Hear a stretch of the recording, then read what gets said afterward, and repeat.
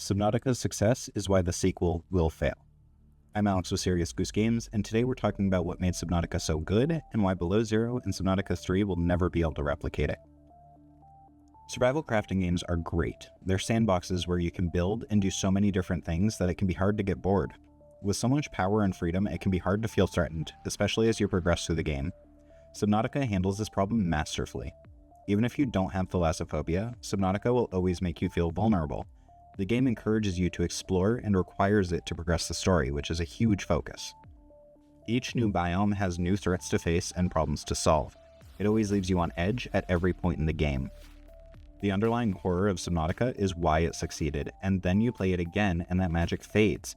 There's a reason Below Zero failed, and it's the same reason Subnautica 3 will probably struggle as well. Subnautica's magic comes from a balance of wonder and terror, and once you know what's hiding around the corner, that magic is gone.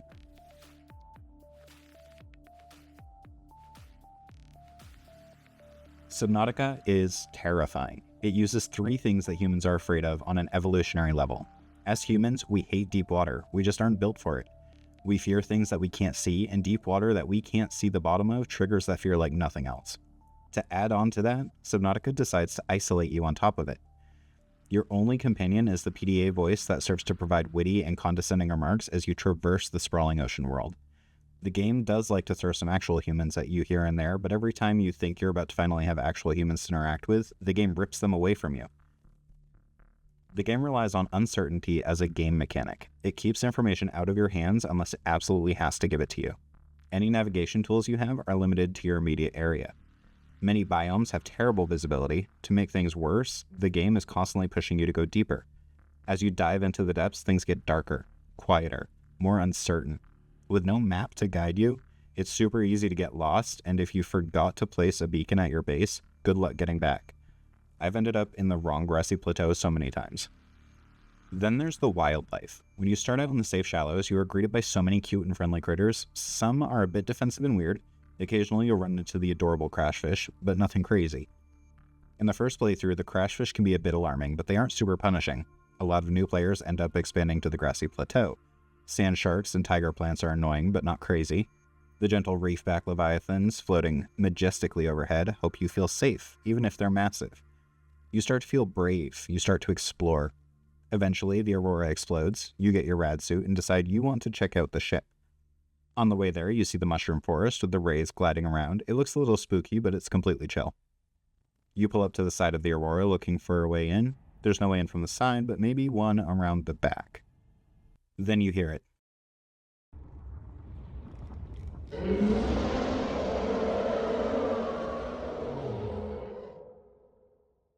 The unmistakable roar of a Reaper Leviathan. There are entire compilations of people experiencing their first Reaper encounter. As a player, you know as soon as you hear it that something has changed. You have a visceral reaction to that sound. It sounds dangerous.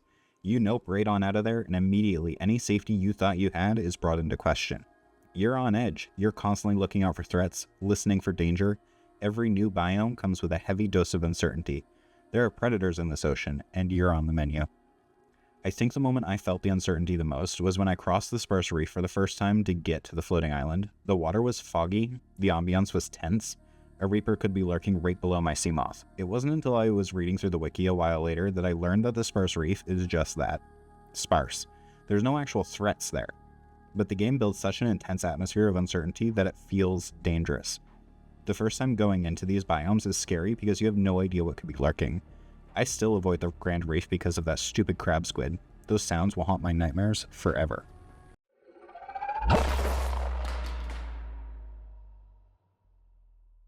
Despite all of this though, we keep playing. Horror works best when balanced with respite. Subnautica nails that, at least on the first playthrough. There's a level of fear with every new biome, but also a sense of wonder. The gorgeous reefs, bioluminescent organisms, and crazy alien structures reward players for facing their fears and pushing through to the depths.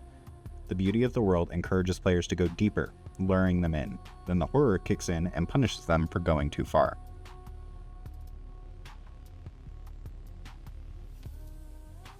So why do I credit the success of Subnautica to its horror elements?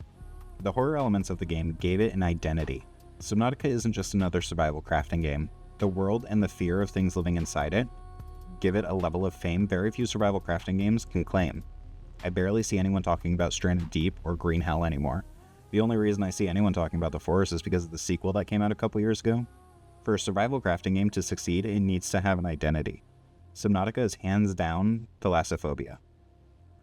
It's not just about the water. Stranded Deep has water. It's the deep water. In Subnautica, there's a tension loop. As you go deeper, the fear goes stronger. The game actively forces players into deeper, more hostile areas to progress. If you want to get off the planet, you will have to build a rocket, and the only way you can build a rocket is by retrieving the plans for it from the Aurora. That means you have to face the Reaper. The game forces you into these encounters just so you can progress through the story and unlock more technology. And to top that all off, Subnautica is intentionally designed with no real weapons to defend yourself with. Experienced players know how to fight the dangerous enemies, but newbies will quickly regret trying to stab the ghost leviathan with their tiny knife. Disarming the player is a great way to create tension. The horror of Subnautica gave players a whole new way to progress. Players aren't just gathering resources, building bases, or scanning debris. Players are overcoming fear. Players learn how to navigate the world, they know where the Reapers are, they learn how to dodge. The reward isn't just completing the game, it's gaining confidence.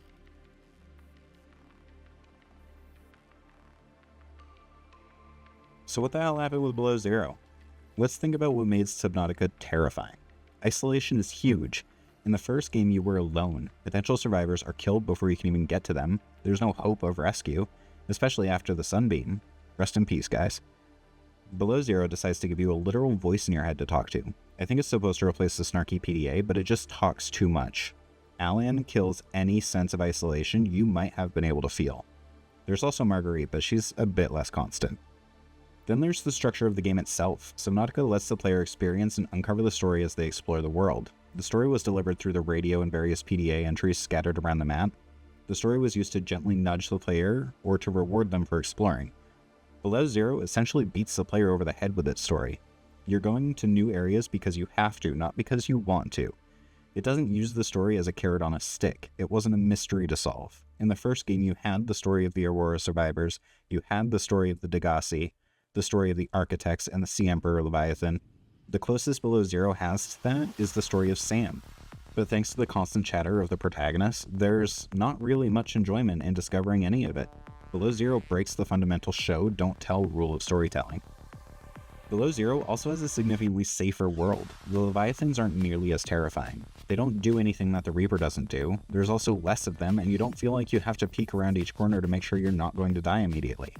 Exploration isn't a novel experience in Below Zero. It's just another chore in a game genre where you're already forced to babysit various bars in order to not die. Without the horror and novelty that the first game had, Below Zero didn't stand a chance.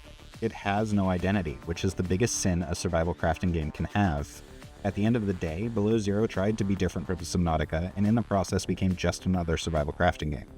Without fear and wonder, the hook of the first game is nowhere in Below Zero.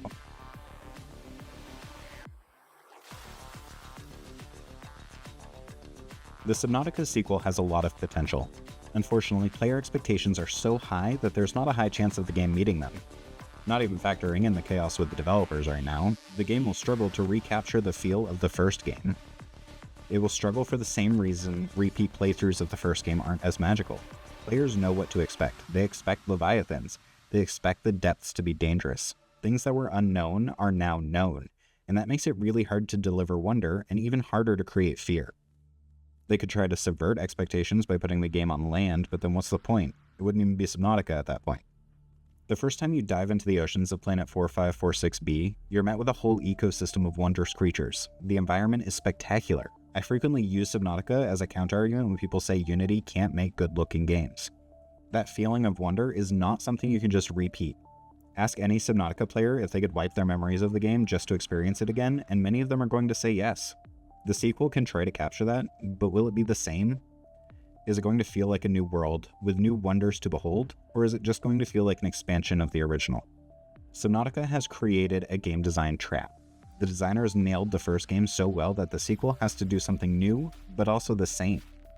What I mean is that if they lean on the same horror of the first game, it will just feel recycled.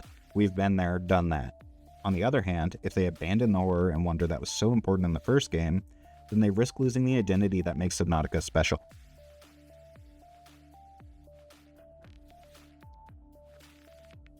So what can we learn from Subnautica? We know that horror needs an atmosphere. It needs to be isolating and disarming. There has to be tension to keep the player engaged and on the edge of their seat. Horror also needs to be balanced. A game that is just horror constantly is exhausting and painful to play. I usually reference Outlast as having too much tension and not enough breaks, but even Outlast has some slow segments through to help the player to breathe. Subnautica balances the horror of the depths by supplying plenty of wonder. The lava caves are awesome to look at when you first encounter them. There's wonder there. At least until the horror of the sea dragon leviathan gliding ominously in the distance sets in. Or when you're exploring the Degassi base in the Grand Reef and you have the soft bioluminescent glow streaming through the windows, you swim around grabbing PDAs and scanning furniture, then you hear a weird noise and look outside to see the nightmare fuel that is the crab squid. Subnautica is a survival crafting game where the crafting takes a back seat. The crafting and base construction is simple. The game uses crafting to push you deeper and explore, but the main focus of the game is on the atmosphere. The horror and wonder loop is what keeps you going. It gives Subnautica that spark every game tries to capture. The crafting forces you to encounter all of the wonders in the world and the horrors. So maybe it's less that the crafting takes a back seat, and more that it reads the map while you drive. Subnautica also teaches us that games that thrive on horror struggle in the sequel department. Horror thrives on the unknown. Very few horror games can have multiple entries. Resident Evil uses new monsters, characters, and settings to effectively keep the horror going, but it still has some rough entries.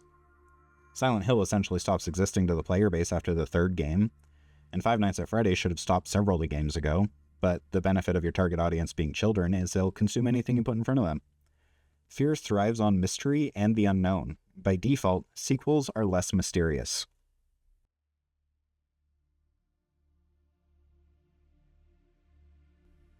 At the end of the day, Subnautica isn't just a survival crafting game. It's a horror game and not afraid to make sure you know it.